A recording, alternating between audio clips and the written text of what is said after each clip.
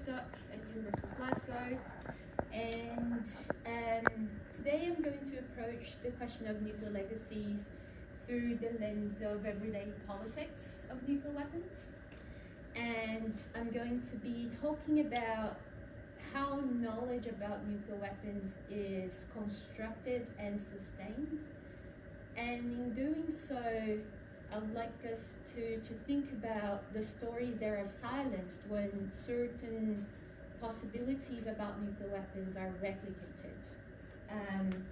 So I wanted to start this presentation with a little story that happened to me actually. So I did my PhD in New Zealand, and I lived in New Zealand for about 7 years before moving here to the UK, so you can probably get a little bit of my New Zealand accent there. Not New Zealander though, I am Brazilian, so there's a bit of traveling going on there. So what happened with me in New Zealand, it was quite interesting. I remember it was a Friday afternoon. I was sitting working on my thesis, and I heard kids playing outside, as they usually did on Friday afternoons after school. And then I remember typing and working on the chapters of my thesis, and I heard one of them saying, "Be careful, I have a nuke, don't come closer." And at first I thought, well, maybe I'm getting a bit crazy. I'm into working on my PhD and everything's affecting my head, and maybe that's nothing. And then I heard it again, "Don't come closer, I have a nuke, the nuke," and blah, blah, blah. And I was like, oh my God, the kids are actually talking about nukes out there. I need to see what's going on. So I went outside, and of course they were very disappointed because they were playing, and then this adult just comes and say, "Hey, I want to talk to you." They're like, "No, we don't really want to talk to you." But yeah, I asked the little girl who was talking about nukes, what was a nuke and how, what are you talking about? And the little girl said to me, "Oh, the nuke is the most powerful bomb, and if you use one, you win." So I became very, very concerned. And I guess I was so struck because this is Aotearoa, New Zealand, and New Zealand has a very strong anti-nuclear identity, so I wouldn't expect to hear something like this from a child in New Zealand, right? So I'll ask you to hold on to that story for a second, okay? And I'll come back to it and tell you how it ended in a moment. Before I come back to the story, I wanted to talk a little bit about the questions and frameworks driving my research. I guess the leading question here is how and why nuclear weapons remain a persistent feature of global politics, and I approach this from the perspective of identifying and examining mechanisms producing and sustaining knowledge, as I mentioned before.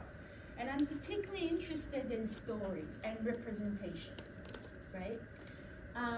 And then I theorize what representing nuclear weapons in particular ways enables and constrains in politics. What kinds of policies does it legitimize? What kinds of policies remain silenced?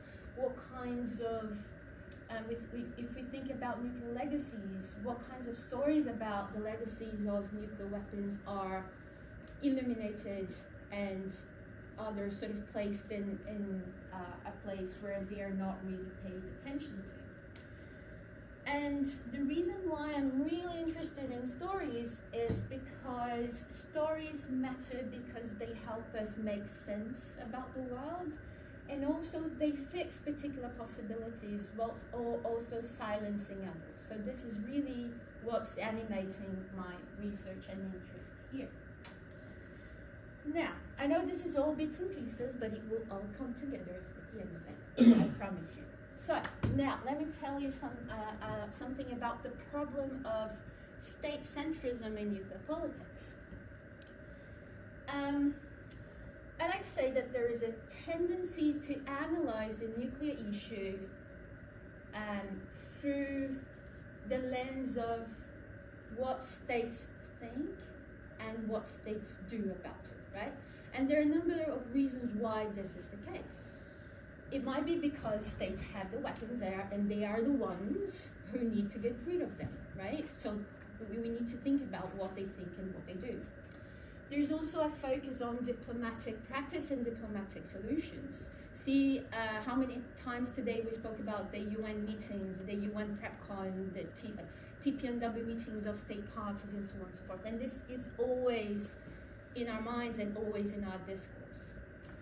And I would say there is this representation of the issue as well through media, through pop culture, also in education, right? When we're teaching our students, we always sort of bring that state-centric perspective, the United Nations and what's being done there, but we rarely touch on other forms of representation, other ways in which nuclear weapons are being spoken about, or say kids are playing tag games and talking about nukes, right? We rarely think about these things. So you see now my story come back, right? Why does this matter? Because nuclear politics has a cultural basis and has an everyday politics to it. So culture and the everyday is a site of knowledge production, which means that there are stories being told in these spaces that we often don't really pay attention to. And this sustains the legitimacy of nuclear weapons. Nuclear weapons possession is made normal by some of these stories. And I will illustrate that in a second. What's also interesting as well is that these spaces, I guess knowledge about nuclear weapons, the more dominant knowledge about nuclear weapons, say how nuclear weapons can be strategically useful, or the most powerful bomb, as the little girl was talking about. So they can produce this more dominant knowledge, but they can also be spaces where we can challenge these dominant knowledges and find ways to disrupt the continuity of dominant knowledge about nuclear weapons. And so I argued that paying attention to these mechanisms is really crucial for understanding and realizing a world without nuclear weapons. Now, bits and pieces again. So let me come back to the little girl's story again. So that afternoon, I went to investigate where that 5-year-old actually learned about nuclear weapons in that particular way.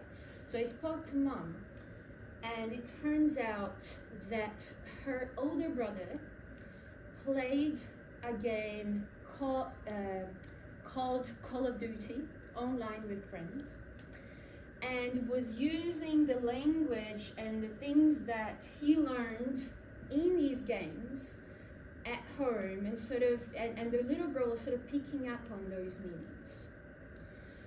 And then that became an article that I published this year in Review of International Studies, where I investigate how nuclear weapons are represented in Call of Duty games.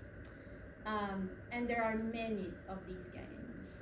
They've been sort of releasing Call of Duty games since 2009, and every year there is a new game, and most of them will have nuclear weapons in them, and the way in which these weapons are represented is quite problematic, and I'll tell you some of my findings in a second. But as you can tell by the images I'm showing here,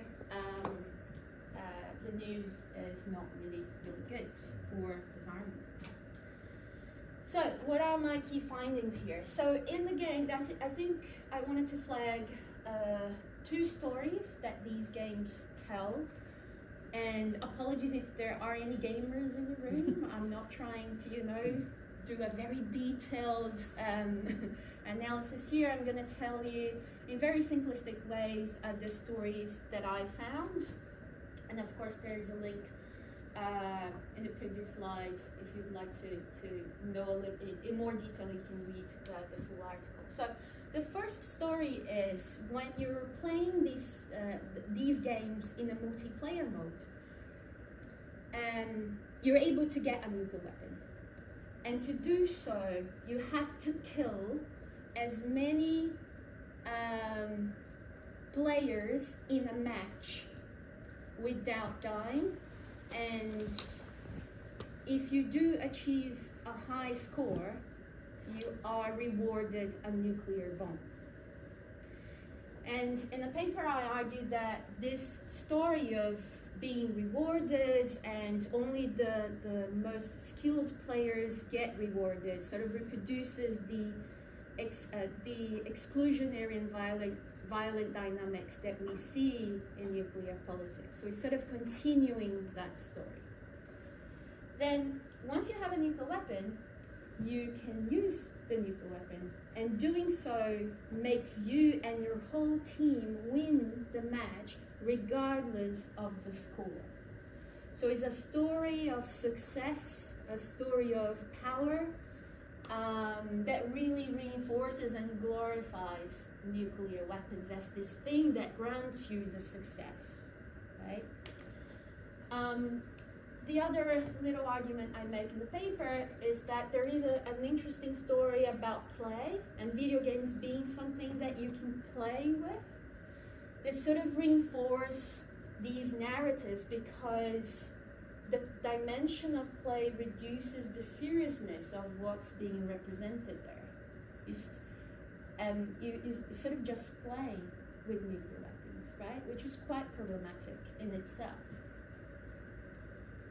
You can actually, so this photo here actually shows you a part of one of the games where you can assemble a nuclear weapon, and you have to detonate one in order to succeed in that little mission, which is all very problematic as well. Okay, so final things I wanted to say.